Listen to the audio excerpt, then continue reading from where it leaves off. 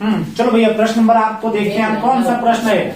अगला प्रश्न पांचवा प्रश्न था, खंडवा बता रहे हैं आपको, उसमें से प्रश्न नंबर पहले का आपको पांचवा प्रश्न बता रहे हैं। चार प्रश्न आपका हो गया, प्रश्न नंबर 5 देखो भैया, आपकी सवाल क्या दी गई थी? दी गई थी ऐसी दो संख्याएं याद कीजिए जिनका योग 27 हो और गुणनफल 182 हो। जिनका योगफल दो संख्याएं आपको ज्ञात करना है, माना दो संख्याएं x तथा y। हमने दो संख्या मान ली, पहली संख्या x मान लिया तथा दूसरी संख्या y मान लिया। अब प्रश्नानुसार लिखते हैं। प्रश्नानुसार में क्या कहा गया है? जिनका योग का मतलब दोनों संख्याओं का योग, पहली संख्या x माने थे, दूसरी संख्या y माने थे, इनका योग कर दिए और बराबर कितना लिख लिए? 27।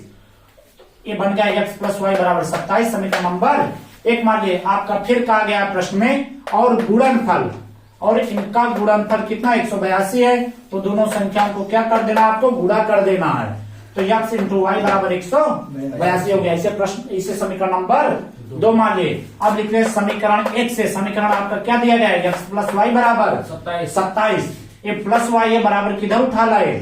Minus y. से समीकरण नंबर 3 मान लिए। अब लिख रहे हैं x का मान समीकरण 2 में रखने पर आपका समीकरण 2 में रख दिया जाए। 2 आपका है क्या? पहले x इंटू वाई है।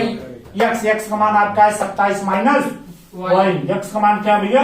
x माइनस x का मान दिया गया है 27 माइनस वाई, तो x के स्थान पर लिख लिया 27 माइनस वाई इंटू वाई है, तो y को y लिख लिया बराबर 182 लिख लिया। y को अंदर गुणा कर दिया जाए भैया।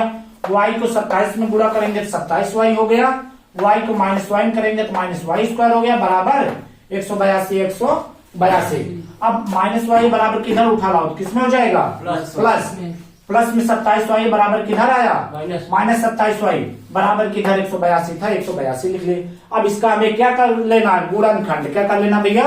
गुणनखंड। गुणनखंड हम कैसे ज्ञात करते हैं? इसमें आपको 3 बिंदु याद रखना भैया। पहला बिंदु आपका होता है एक गुणा कहाँ करेंगे? सी में। एक गुणा कहाँ करेंगे? सी में। फिर दूसरा पॉइंट आपको बताया गया सी के बगल चिन्ह, सी के बगल चिन्ह देख लिया करो। और तीसरा पॉइंट आपको बताया गया बी का मान। अब इसमें ए के आगे कुछ नहीं, आपका बहुपद का सूत्र क्या होता है? ए x square plus B Y plus सी। ए के स्थान पर 1 मान लिया, सी का स्थान पर 182 दिया गया है।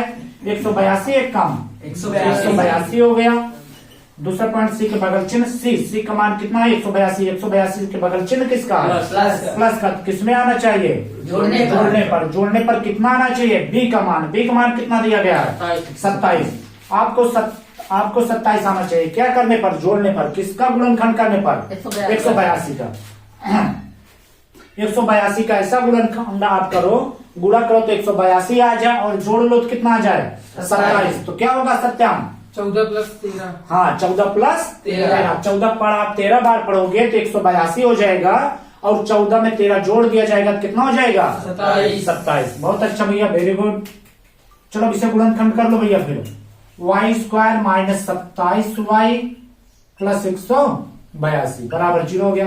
अब हो जाएगा वाई स्क्वायर माइनस, जहां 27 लिखा वहां क्या लिख लेंगे? 14 प्लस 13 वाई लिख लिया प्लस 182 बराबर 0 हो गया।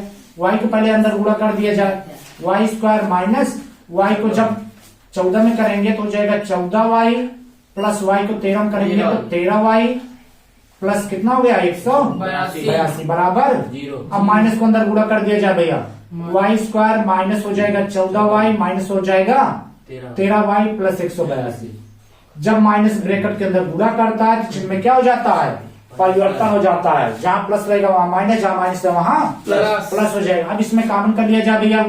वाई कॉमन कर लेंगे तो बचेगा क्या? 14 वाई माइनस 14। यहाँ पर क्या कॉमन है? 13 जब कॉमन कर लेंगे तो वाई प्लस माइनस 13 का पावर 182 पढ़ेंगे कितना बार जाएगा? 14 बार बराबर 0। होल कॉमन कर लो भैया। वाई माइनस 14 जो बाहर है इसे लिख लो वाई माइनस 13। अब इसमें मान निकालो भैया। पहला ब्रैकेट ले लिया जाए। y माइनस 14 बराबर 0 हुआ तो y बराबर कितना हो जाएगा? प्लस में 14 हो गया। ये दूसरा कितना हो जाएगा? y माइनस 13 बराबर 0, तो y बराबर क्या आ गया? 13। जब y का 2 मान आ रहा है तो x का 2 मान भी आएगा।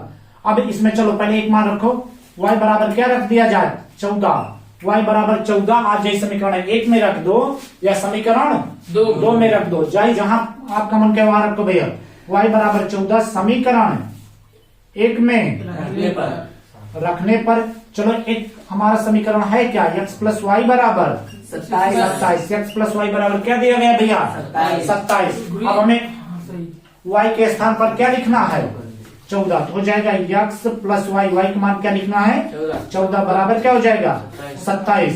तो x बराबर क्या हो जाएगा 27 पहले से था, 14 प्लस में बराबर किधर आया माइनस में हो गया 14, तो x बराबर कितना हो गया 13।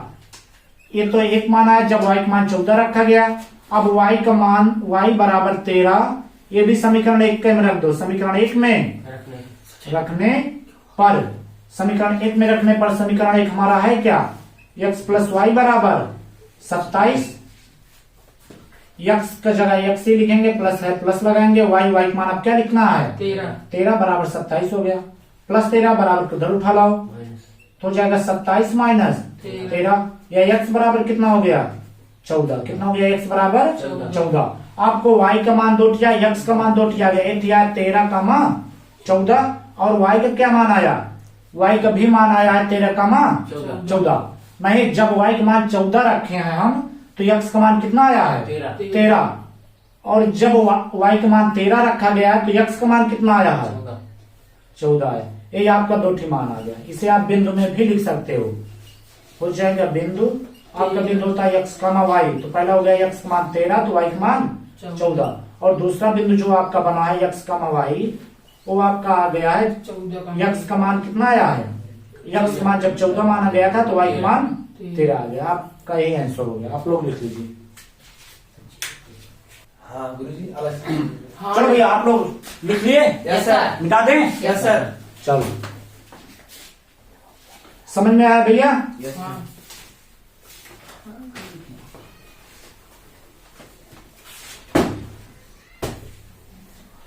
चलो भैया प्रश्न नंबर पहले का सभी खंड का ये थे, इनमें 5 प्रश्न हो गया, प्रश्न नंबर 6वां और लास्ट है पहले का प्रश्न नंबर लास्ट आपका क्या कहा गया, चलो आप लोग लिखिए।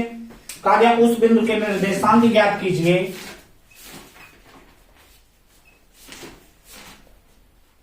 उस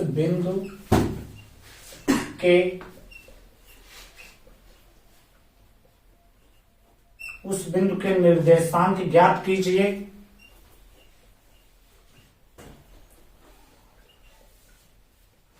उस बिंदु के निर्देशांक ज्ञात कीजिए जो बिंदुओं